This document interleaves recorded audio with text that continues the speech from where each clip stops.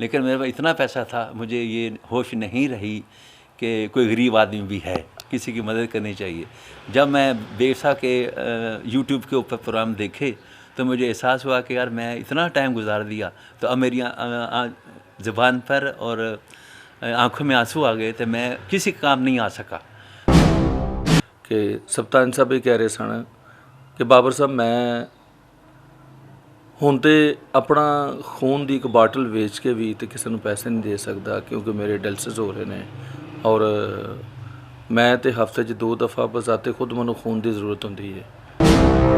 बिस्मिल्लाहिर्रहमानिर्रहीम। नाज़रीन तुहाडी खिदमत च हाज़र है तुहाडा host Babar Beg ABIJ TV की तरफों और मैं मौजूद हाँ जी लाहौर और मेरे बहुत ही प्यारे भाई नईम सप्तान साहब मेरे नाल ने।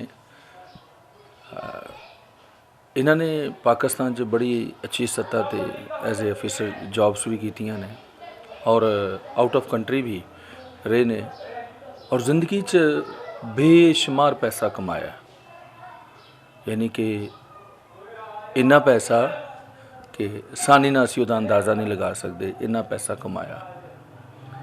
लेकिन जिंदगी जी इन्हों की ख्वाहिश सी वो ये सी कि पैसा कमा के गरीबां की मदद करन, जिहड़े हकदार ने, जिहड़े नादार ने, जिहड़े मतलब इस तरह के मुस्तहिक लोग ने, उन्हीं मदद करन।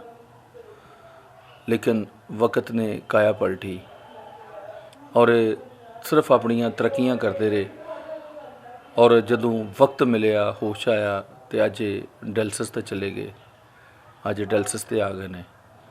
लेकिन वक्त तो शायद है लेकिन पैसे कोल नहीं, पैसा हथों निकल चुके हैं। और असी नईम सप्तान सब नाल गल करने और ये अपना एक मैसेज देना चाहते हैं। असी इन्हां दी ज़िंदगी का जिहड़ा एक्सपीरियंस है, इन्हां दी ज़िंदगी का जिहड़ा तजुर्बा है वो असी दोस्तों के सामने रखना चाहते हैं कि किहड़ा काम पहला है, किहड़ा बाद च, किहड़ा जरूरी है, किहड़ा गैर जरूरी है। वो थोड़ा जिहा असी कि जिंदगी गुजारन का इंसान नूं जिहड़े लोग गुजार रहे हैं वो बेहतर जिंदगी गुजार सकन। यह साडा एक कह लो कि एक छोटा जिहा अवेयरनेस प्रोग्राम इन्हां कोलों अपनी जिंदगी के तजर्बे की रोशनी च सानूं कुछ चीज़ां गल करने।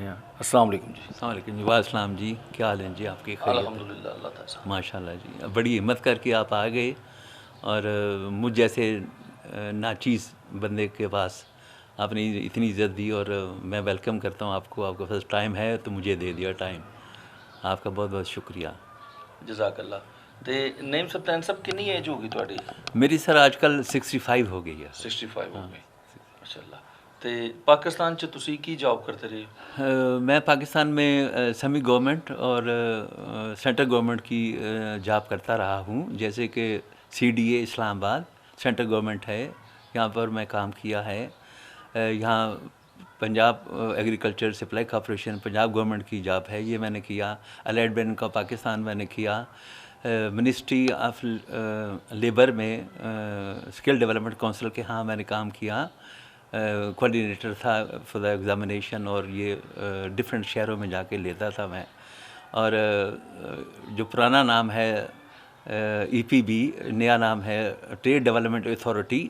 इनका एक कॉलेज था पाकिस्तान निटवेयर, वहाँ पर मैंने 11 साल रहा, एडमिनिस्ट्रेशन संभाली मैंने। हम निटवेयर टेक्सटाइल पढ़ाते थे और उसमें मैंने 11 साल गुजारे। ये मेरा सर्विस का एक्सपीरियंस रहा है। और बाहर के मुल्क में मैं Singapore, Malaysia, Bangkok, Iran, India, London, Italy, France, ये मैंने ट्रैवल किया है। रिसेंटली लास्ट जो था मेरा ये सऊदी अरेबिया का था, वहाँ से मैंने SSC हमारी कंपनी का नाम था कंस्ट्रक्शन कंपनी, तो वहाँ पर मैंने 8 साल गुजारे। और वापस आने के बाद मैं बीमार हो गया, मेरे गुर्दे फेल हो गए। तो मेरी आपके पास एक रिक्वेस्ट है कि मेरे पास इतने ज़्यादा पैसे थे कि बेशुमार पैसे थे। जैसे कि मैं आपको अपना प्रैक्टिकल बताता हूँ कि मेरे 2 बेटियाँ हैं, दोनों ने MPhil कर लिया। मेरा एक बेटा है वो अभी 6 महीने में यानी कि द मंथ ऑफ जून में इलेक्ट्रिकल इंजीनियर हो जाएगा, पास आउट हो जाएगा। लेकिन मेरे पास इतना पैसा था, मुझे ये होश नहीं रही कि कोई गरीब आदमी भी है, किसी की मदद करनी चाहिए। जब मैं बेवसा के यूट्यूब के ऊपर प्रोग्राम देखे तो मुझे एहसास हुआ कि यार मैं इतना टाइम गुजार दिया, तो अब मेरी ज़ुबान पर और आंखों में आंसू आ गए थे, मैं किसी काम नहीं आ सका। तो यार मेरे पास इतना पैसा था, काश कि मैं बेग साहब की आधा घंटा पहले सुन लेता वीडियो, तो मैं ये एक खुदादार रास्ता है जन्नत के दरवाज़े तक जाने के लिए, तो मैं ये कर लेता, थोड़ी देर 1 लाख 2 लाख दे देता। मेरे पास बहुत ज़्यादा पैसा था, लेकिन वो मैंने यूटिलाइज़ कर लिया। मुझे इस चीज़ की खबर ही नहीं रही कि ये भी एक ज़िंदगी का पार्ट है कि यार मैं किसी की मदद कर देता। ये मुझसे रह गई, ये मुझे ज़िंदगी का अफसोस रहेगा कि आजकल मैं अब फ़ारिग हूँ और डायलिसिस करा रहा हूँ। मेरे गुर्दे के मुश्किल हो गई और मैं अपने डायलिसिस करा हूँ हफ्ते में 2 दफ़ा। तो मैं आजकल हैंड ऑन माउथ सिस्टम में चला गया। तो ये मेरी एक बेग साहब से आधा घंटा पहले फ़िल्म देख लेता तो मुझे शायद अक्ल आ जाती। तो ये मेरा एक ख़जाना जो है, ये अल्लाह के पास जाने के लिए ये एक टिकट नहीं है, यानी ये रास्ता नहीं मिला मुझे, वरना मैं आप लोगों का एक सहारा बन जाता, गरीबों का सहारा बन जाता। तो ये नहीं हो पाया। तो आजकल मैं बेग साहब की वीडियो देखी है बेशुमार, तो मुझे आंखों में आंसू आ गए कि यार मैं इतना टाइम गुजार दिया लेकिन मैं किसी के काम ना आ सका। तो मुझे सेल्फ़ कॉन्फिडेंस, सेल्फ़ डिसिप्लिन में रहा मैं, तो मैं इससे पार होकर दूसरे की मदद नहीं कर पाया। ये सर मुझे एक अजीम अफसोस रहेगा। तो तुसी एज ए स्पोर्ट्समैन भी टाइम गुजारे? जी, मैंने 73 में पंजाब का टाइटल था मेरे पास बॉक्सिंग का। That time I am study in 9th class. तो फिर उसके बाद मैंने कराटे शुरू कर दी। कराटे में मैंने वर्ल्ड रिनोन ऑर्गेनाइजेशन का, मैं पाकिस्तान का रिप्रेजेंटेटिव हूँ, Japan karate federation, Japan karate tour of ओखाई और हाया संथा शीथोरू इंटरनेशनल फ्रॉम कनाडा, उसका मैं इंस्ट्रक्टर हूँ सऊदी अरेबिया में। तो अब मैं पाकिस्तान में आ गया हूँ, तो वो मुझे शायद सर्टिफिकेट या मेरा चेंज कर देंगे। तो ये मेरी एफिलिएशन इंटरनेशनल लोगों के साथ रही है, अभी है, लेकिन अभी ज़रा मैं बीमार हो गया तो मेरी कोशिश विलिंग इन फॉर वो कम हो गई।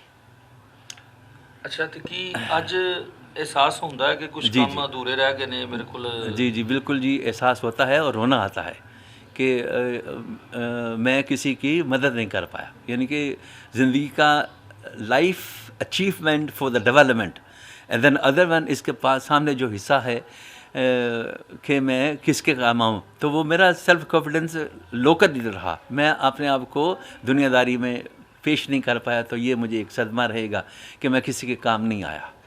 ये एक सदमा रहेगा।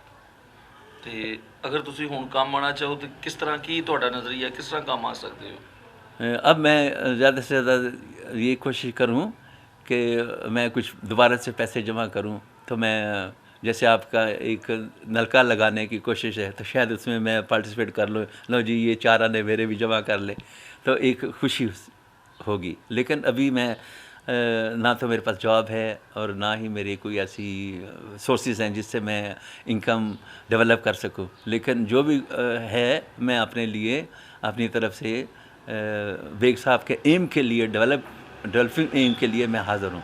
मुझे कहें ये काम करो, मैं करने के लिए तैयार हूँ। जज़ाकल्लाह खैर जी।